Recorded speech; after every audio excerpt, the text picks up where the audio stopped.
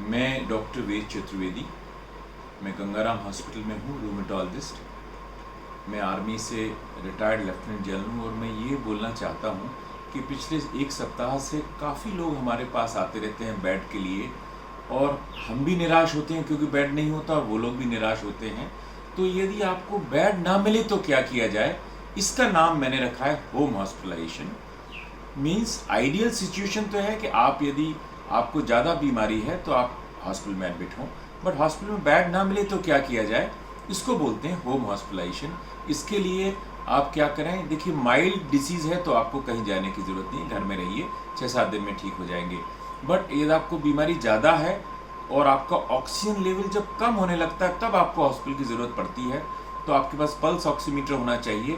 यदि आपका oxygen saturation 94 के ऊपर है तो कुछ करने की ज़रूरत नहीं है, 94 से नीचे जाता है तो आपको थोड़ा चिंता का विषय होता है। तो आप क्या कीजिए कि आप एक चीज़ प्रैक्टिस कीजिए कि पेट के बल लेटने को, जिसको कि हम बोलते हैं प्रोन पोजीशन।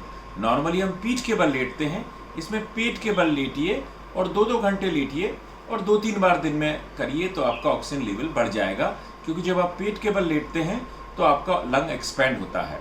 दूसरा चीज़ है, जब इससे ठीक नहीं हो रहा है तो आप घर में ही ऑक्सीजन सिलेंडर या ऑक्सीजन कंसंट्रेटर ले लीजिए। दोनों में क्या अंतर होता है कि ऑक्सीजन सिलेंडर को बार बार रिफिल करना पड़ता है, ऑक्सीजन कंसंट्रेटर एटमॉस्फेयर से ऑक्सीजन लेता है, थोड़ा महंगा होता है, बट दोनों चीज़ें घर में रखी जा सकती हैं। समझ लीजिए आपने 1-2 दिन किया और आपका ऑक्सीजन लेवल नहीं बढ़ रहा है तो आप किसी डायग्नोस्टिक सेंटर में जाके CT स्कैन करा लीजिए, या CT स्कैन में माइल्ड कोविड आता है तो ये सब चीज़ें कंटिन्यू रखिए, ज़्यादा परेशान मत होइए।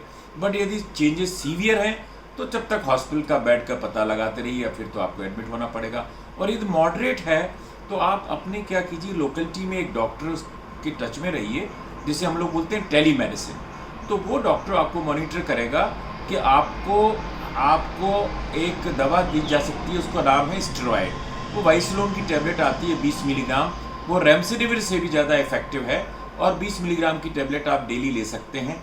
समझ लीजिए आपने ये सब कर लिया, आपने ऑक्सीजन भी ले ली, आपने स्टेरॉयड भी ले लिया, आपका डॉक्टर आपको बोलेगा भाई आपको बीमारी ठीक नहीं हो रही, तब आपको हॉस्पिटल में एडमिट होना पड़ेगा। तब यही दवा जो मुंह से दी जा रही है स्टेरॉयड, वो आपको IV दी जाएगी, और साथ में एक और इंजेक्शन रेमडेसिविर। इसको बोलते हैं हम कि यदि आपको हॉस्पिटल बेड ना मिले तो होम हॉस्पिटलाइजेशन। तो इस ज़्यादा चिंता मत करिए, आपका घर आप कन्वर्ट कर सकते हैं। जय हिंद।